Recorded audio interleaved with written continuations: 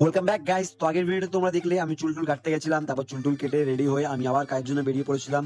তো রেডি হয়ে আমি হাঁটতে হাঁটতে পৌঁছাই ভূতনাথ থেকে অটো ধরে আমার ভাই আমার জন্য অপেক্ষা করছিল জোড়াবাগান মোড় থেকে সে অটোতে চাপে। তো আমরা পৌঁছাই এসে হেরুয়ায় নেমে দেখি আমাদের আরেকজন ভাই সঞ্জুদা সে দাঁড়িয়ে ছিল আমাদের জন্য। তো আমরা আবার একটুখানি তিনজন দেখা সাক্ষাৎ করি, আমাদের বাস চলে আসে 2:40। তো আমরা সোজা এখান থেকে বাস থেকে উঠি। তো বাসে উঠেই আমাকে আবার উঠে দাঁড়াতে হয়, কারণ কি এই যে বাচ্চাটাকে দেখছো একে নিয়ে করে দাঁড়িয়ে ছিল, তাই আমি তাই উঠে পড়েছিলাম। তো আমি বাসে কাটাকাটি খেতে খেতে আমরা নেমে পড়ি বালিগঞ্জ ফাঁড়িতে। তো আজকে কাজ ছিল আমাদের বালিগঞ্জ ফাঁড়িতে। তো আমরা তিনজন নেমেই আমরা পৌঁছে যাই তার সামনেই চৌধুরী হাউস ব্যাংকুয়েট এ।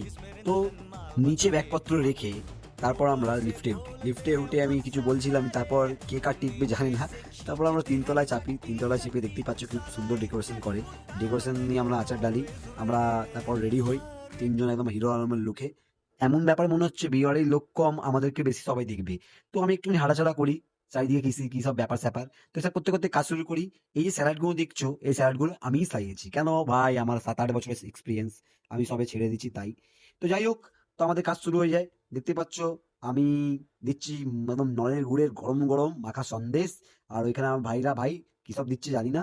আমরা কাজবাজ করি মন প্রাণ দিয়ে একদম। আর ওরা দুজন মেয়ে দেখে কি বলবো, কি নির্লজ্জ এরা। যাই হোক, তারপর আমরা খাওয়া দাওয়া করে আমরা বেরিয়ে পড়ি গাছ রাস্তায়।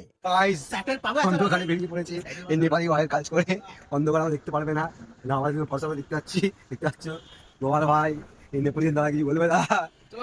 তো গাইস এখানে কথা শেষ, আর কোনো কথা হবে না।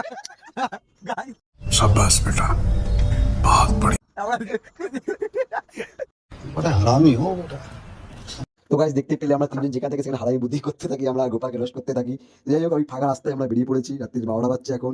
এখানে আমাদের কাণ্ড চলছে, সবাই লাভ করে আমরা ওপারে যাবো। তো ফার্স্টে আমাদের ভাই এক জাম্প দেয়, ও পার হয়ে যায়। দেন সঞ্জু দিতে যায়, ও মোটা পা নিয়ে আটকে যায়। তো গোপাল ওর খুব মজা নেয়। তারপর আমার বাড়ি মজা নিতে পারে না, শেষে আমি পেছন থেকে ঘুরে তারপর গিয়ে আমি নামি।